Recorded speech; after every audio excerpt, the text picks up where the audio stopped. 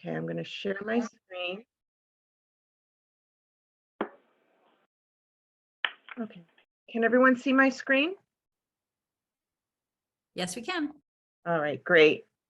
Well, again, thank you for joining us this morning. My name is Linda Ferraro.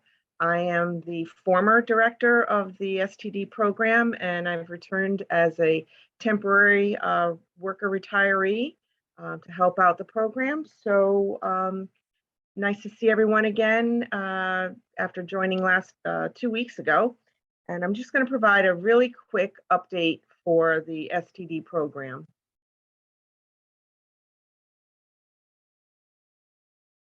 So as some of you are aware, our program had quite a few personnel changes this past year.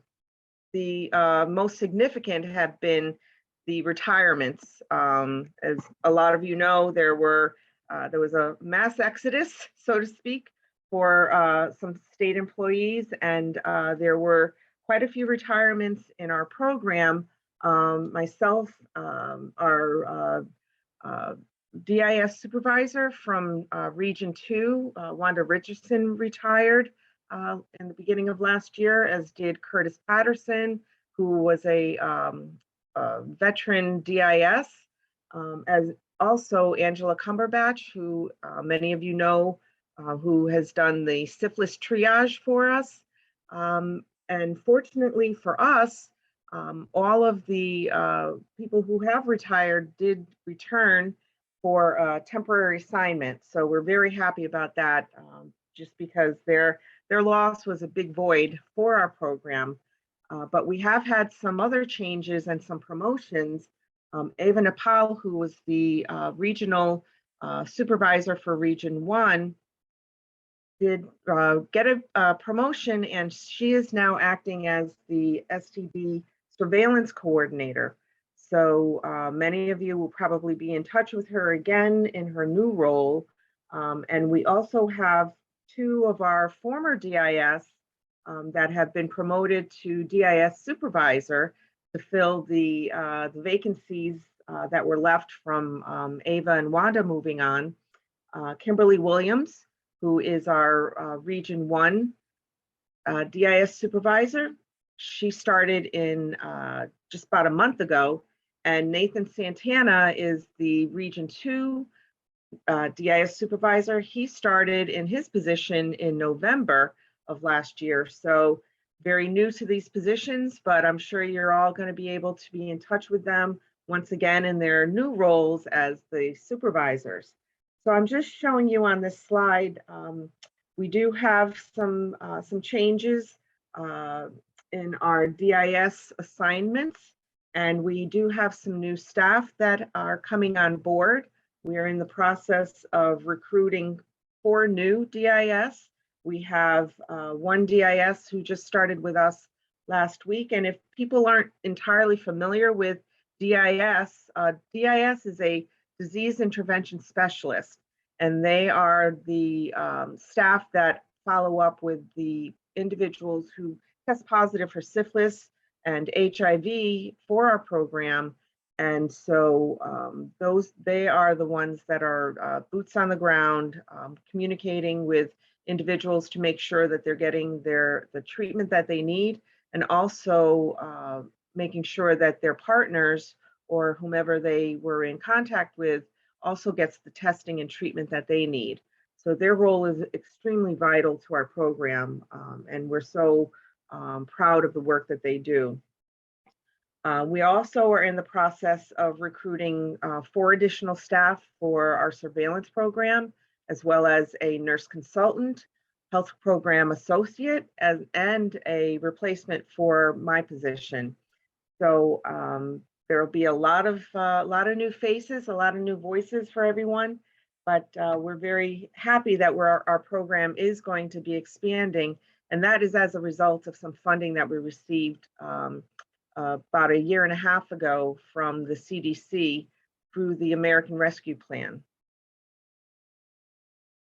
Some other updates that I have are we have been reorganized into the infectious diseases section We're extremely happy about that. We had been in the infectious disease program and were temporarily moved out of that section, and now we're back into the infectious diseases section. And as you know, that program is led by Dr. Lynn Sosa, who is the acting state epidemiologist. So we're so happy to be under her watch again. Other excellent news that I'm sure a lot of people are going to be excited about. We have some web-based case reporting that's being worked on right now. Our informatics team is busily working to try to set up electronic reporting for the case report forms, the STD 23 and other forms that we request and that are actually mandated that providers report to us in addition to the laboratories for any positive STDs and HIV. So we're very happy that that case reporting is going to be coming down the pike. So you'll be hearing about that soon. The other one of the other items I want to give you an update on is the contracts that we have with the STD clinics. I announced last year that there was a possibility that we would be going out for an RFP.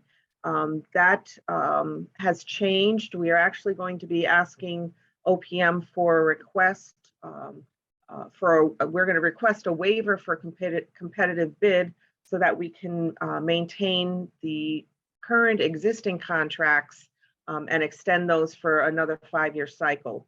So you'll be hearing more about that. And if this affects you, please reach out to me if you have any questions, and I'll be able to answer those for you.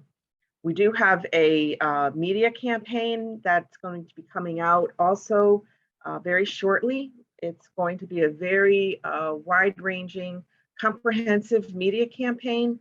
Just to, the main goal for this is to increase awareness and to provide education for STDs, namely because we have seen such an increase and, you know, given all of the different situations that we have with COVID that we dealt with, and some of the missing information that's coming through or misinformation that comes through to, in particular, youth regarding STDs.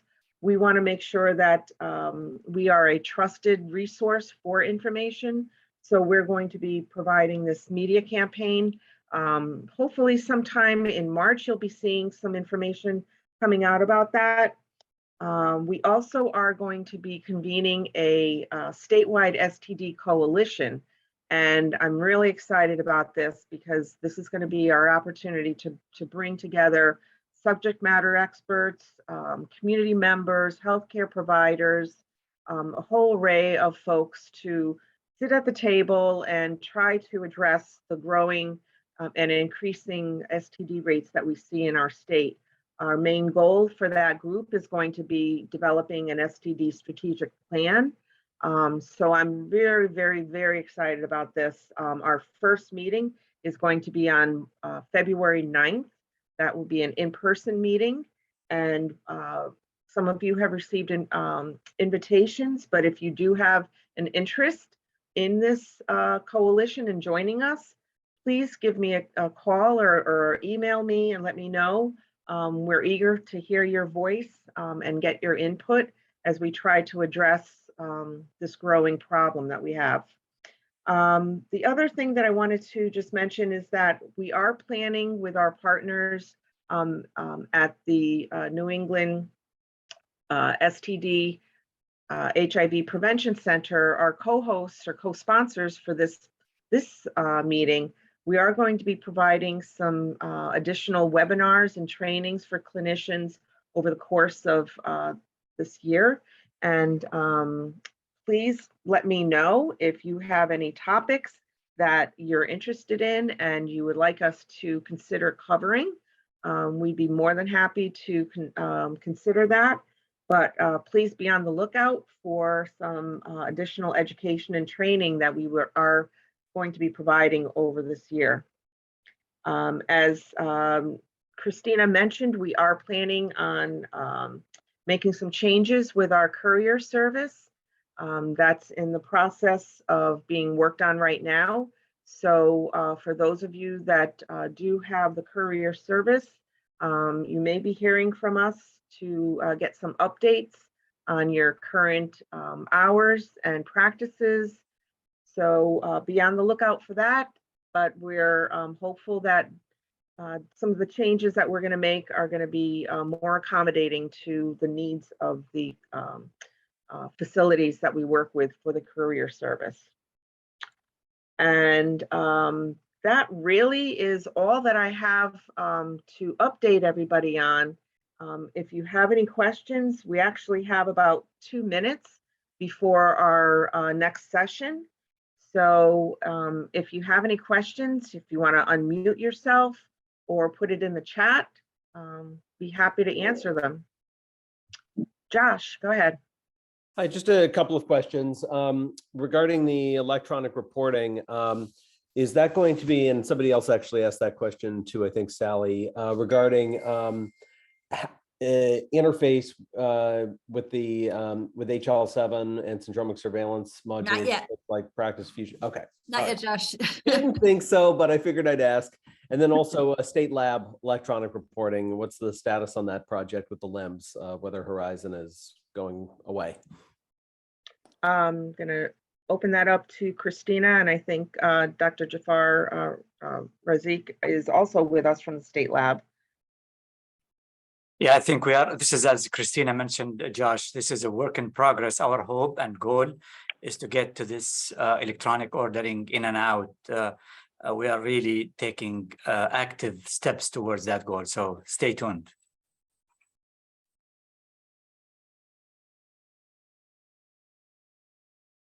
You had another question about funding as part of the STD media campaign. I don't know, Linda, if you want to talk more about what that media campaign is focused on. So the media campaign actually is going to be covering key populations, in particular youth, and we also are going to be focusing on individuals who can become pregnant. The messaging is probably going to be mainly through social media, and so that'll be, posts and banners for Google, different, TikTok. We're also looking at some PSA, some messaging on radios, possibly some bus, the back of the bus. I forget what that's called. So that's actually going to be something that we're focusing on for the spring, in particular in April for STD Awareness Week, which begins on April 14th. So let's see, does that address your question, Josh?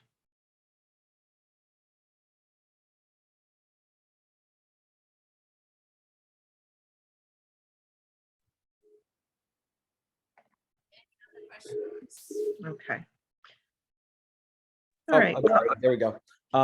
So we actually have positive prevention already, for example. It seems just, I don't know, a little bit redundant. I'm not saying we don't do it, but it seems that it may, rather than sort of reinventing the wheel, expanding the scope of positive prevention to focus on STIs instead of just HIV focus. The other thing is, and this is a concern that I know a number of us have talked with some of the DIS.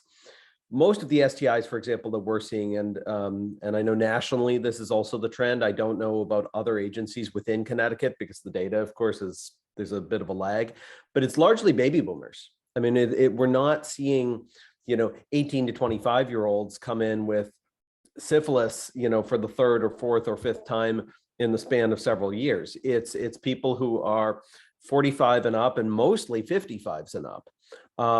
We're getting calls. We got a call yesterday from a geriatrician asking for advice regarding syphilis treatment from a nursing home. And, of course, I said, look, we're happy to be a resource, but, all I'm going to do is send them the CDC guidelines and say, we're happy to answer those calls, but we're another health agency. Those sort of inquiries have to go to the STD clinicians network or CD or DPH. Yeah. Yeah. But it just seems to me, if we focus primarily on youth, we're actually going to be missing those who are at the greatest risk and who ultimately are the reservoir of these recurrent infections that, of course, are spreading to youth and individuals who may be pregnant or may become pregnant. Yeah, I hear what you're saying, Josh. We are going to be also, this is going to be for general population as well. And we're going to be filtering a lot of this through different venues. The youth in particular, we're focusing on just to make sure that they have the foundation and the right information, because they're what we see and what we hear through our DIS is that they're not getting the right information about STIs and STDs and how things start and what the symptomology is, or the lack thereof. And so, we're also focusing on that population, but not to say that we're not going to address the older adult population, because we do know that that's also a growing concern. We also are going to be providing messaging for clinicians. And so I think, we're trying to be as broad stroke, and this is actually going to be focusing, bringing a lot of messaging back to our Ending the Syndemic website, and making sure that we're looking at it through a syndemic lens. So, I think to address your concern, we are also, integrating this into our positive prevention messaging as well. So, we're trying to get as much information out as we can, in particular, for STDs, because STDs really are the gateway for HIV in many cases. So that's kind of how we're working with that. If you do have any other questions, please put them in the chat, but I think we're going to be moving on to our next presentation, and that's going to be